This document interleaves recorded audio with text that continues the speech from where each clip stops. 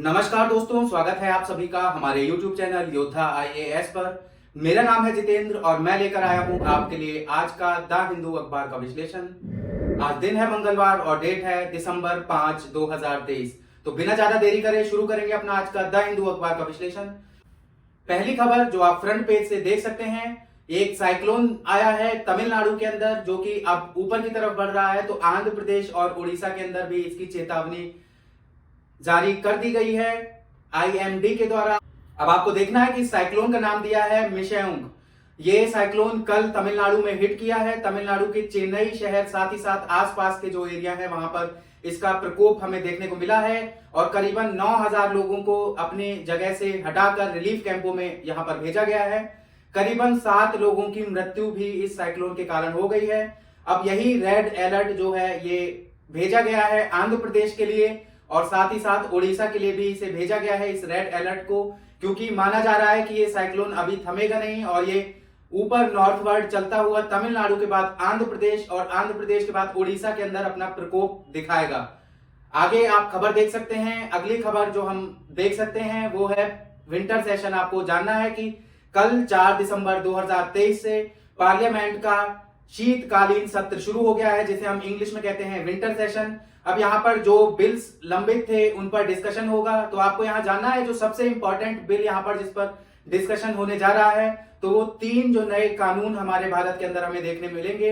न्याय संहिता, भारतीय साक्ष्य बिल, ये सब बिल यहाँ पर इन पर चर्चा हमें देखने को मिलेगी इस विंटर सेशन के अंदर। अब विंटर सेशन के दौरान हमें देखने को मिला कि भारत के प्रधानमंत्री श्री नरेंद्र मोदी भाषण दे रहे थे और भाषण देने के दौरान इन्होंने कहा कि अपोजिशन पार्टी जो अभी 3 राज्यों के अंदर अपोजिशन पार्टी और बेसिकली कांग्रेस को जो हार मिली है उसका असर हमें यहाँ पार्लियामेंट सेशन के ऊपर ना देखने को मिले, ये आग्रह किया गया है प्रधानमंत्री श्री नरेंद्र मोदी द्वारा। और कहा गया है कि विपक्ष एकता के साथ चले पार्लियामेंट के अंदर ताकि जो बिल्स वगैरह है इन्हें हम आसानी से पास करा दें और जो नॉर्मल फंक्शनिंग है हाउस की उसे हम बहुत आसानी से कर सकें। 1/3 of all 2022 suicides were daily wage earners, farmer से NCRB रिपोर्ट। तो नेशनल क्राइम रिकॉर्ड ब्यूरो का एक डाटा निकल कर आया है, 2022 की रिपोर्ट है। इसमें पाया गया है कि भारत के अंदर जो कुल आत्महत्या की गई है उसमें सबसे ज्यादा जो आत्महत्या की गई है वो डेली वेज अर्नर जो कि लेबर होता है उसके द्वारा की गई है। अब यहाँ पर आपको आंकड़े देखने हैं तो करीबन 1.7 लाख सुसाइड्स भारत के अंदर देखने को मिली 2022 के अंदर, जिसमें से 1/3 लेबर्स थे, डेली वेज अर्नर जो होते हैं वो थे। अब यहाँ पर आपको समझना है कि ये इतना गंभीर क्यों है, तो हमें जानना है कि जो डेली वेज अर्नर होता है तो गवर्नमेंट या जो भी देश होता है उसकी जिम्मेदारी होती है कि कोई अगर इतना पिछड़ा हमारे यहाँ व्यक्ति है, हमारा सिटीजन है, तो ये जो गवर्नमेंट्स होती हैं उनकी ये पॉलिसी होती है कि उन्हें सोशल सिक्योरिटी नेट के अंदर लेकर आए। लेकिन अभी हाल ही में हमें भारत में ऐसा नहीं देखने को मिलता है और सोशल सिक्योरिटी नेट की कुछ प्रावधान भारत के अंदर शुरू किए गए हैं।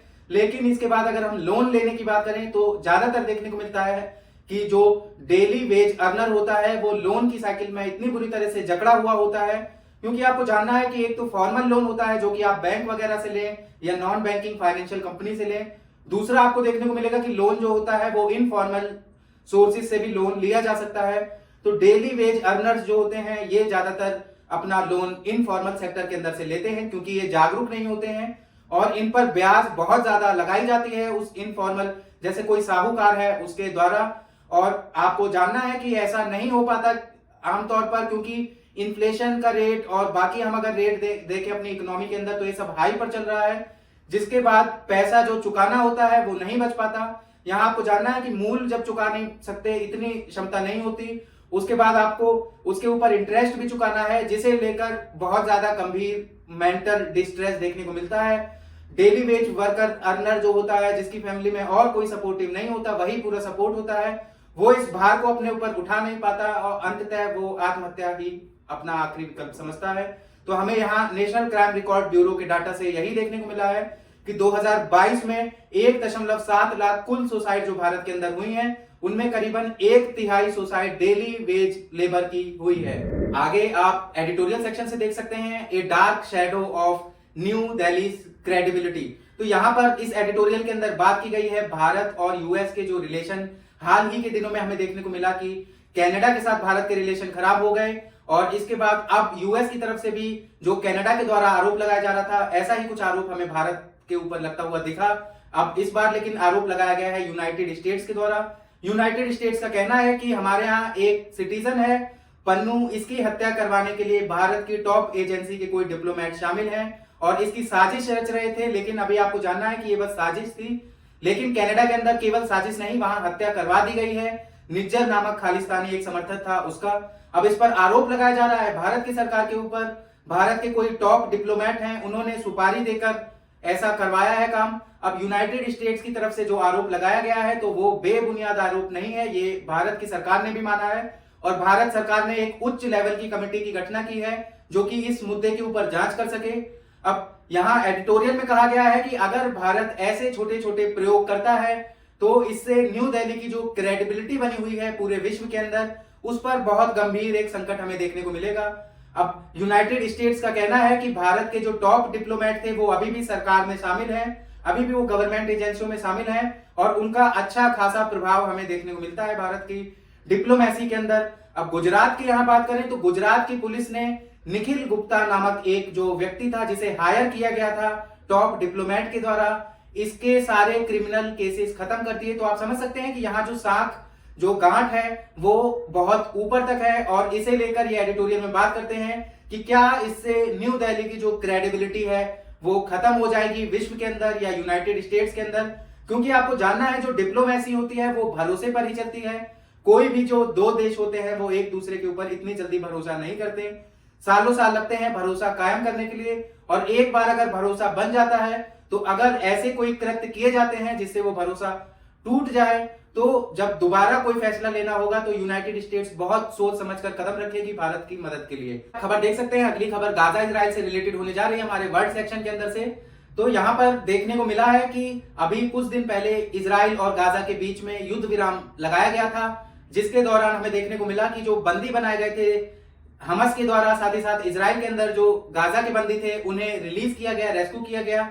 अब इसके बाद से ये युद्ध विराम खत्म कर दिया गया है और दोबारा से इजराइल की वार्निंग आई है गाजा के लिए कि वो रिहायशी इलाकों को छोड़ दे साउथ गाजा के अंदर, ताकि इजराइल जब बॉम्बार्डिंग करे तो किसी जान का यहाँ पर नुकसान ना हो। अब आपको देखना है कि इतनी वॉर हो जाने के बाद भी, इतनी मृत्यु हो जाने के बाद भी करीबन 8000 लोगों की मृत्यु अभी तक हो चुकी है, जिसमें अधिकतम महिलाएं और बच्चे शामिल हैं गाजा के अंदर। उसके बावजूद हमें देखने को मिल रहा है कि इजराइल दोबारा से ऑफेंसिव मोड में जाता दिख रहा है और वॉर का डिक्लेरेशन दोबारा से इजराइल शुरू कर रहा है। तो ये गंभीर समस्या है। अगली खबर आप देख सकते हैं चाइना और फिलीपींस से रिलेटेड है। तो साउथ चाइना सी मैं आपसे कवर करवाता रहता हूं आपको देखना है कि यहाँ पर कुछ दिनों से देखने को मिला है, कुछ सालों से, कि चाइना की कोशिश रही है कि वो ये डिक्लेयर करवा सके कि साउथ चाइना सी रीजन इंटीग्रल पार्ट है चाइना का और चाइना का उस पर कब्जा है। ये साउथ चाइना सी की बात हो रही है। इसे लेकर चाइना बहुत बार ड्रिलिंग भी करता रहा है। अभी हाल ही के दिनों में देखने को मिला कि फिलीपींस के कुछ आइलैंड है, वहां पर चाइना की नेवी प्रेजेंस हमें देखने को मिली है। अब इसी से रिलेटेड यहाँ पर फिर से आपको देखने को मिल रहा है कि चाइना ट्रांसग्रेशन के मूड में यहाँ पर नजर आ रहा है। आपको क्या जानना है? आपको जानना है कि चाइना के अराउंड जो कंट्रीज हैं जैसे कि वियतनाम, इंडोनेशिया, फिलीपींस, इन सबका दावा है कि जो साउथ चाइना सी है उसके कुछ आइलैंड और उसका कुछ एरिया साउथ चाइना सी का वो अंदर की टेरिटरी है उस पर्टिकुलर देश की। लेकिन चाइना इस चीज को नहीं मानता है। फिलीपींस और चाइना एक बार इंटरनेशनल कोर्ट भी पहुंच चुके हैं और इंटरनेशनल कोर्ट का फैसला फिलीपींस के पक्ष में आया था। उसके बावजूद चाइना उस कोर्ट के फैसले का उल्लंघन करता है और हमेशा चाइना कोशिश करता है कि वो साउथ चाइना रीजन को अपना ही एरिया बताए। आज के न्यूज़पेपर से बस इतना ही था। कैसा लगा आपको हमारा आज का द हिंदू अखबार का विश्लेषण हमें कमेंट सेक्शन में बताइए। वीडियो को अगर लाइक नहीं किया है तो वीडियो को जरूर लाइक करिए, चैनल को सब्सक्राइब करिए, साथ ही साथ बेल आइकन को प्रेस करना ना भूलें ताकि हमारी वीडियोस की नोटिफिकेशन आप अपनी डिवाइसेस के ऊपर पा सकें। आज के लिए बस इतना ही। अपना बहुत ख्याल रखिए। धन्यवाद।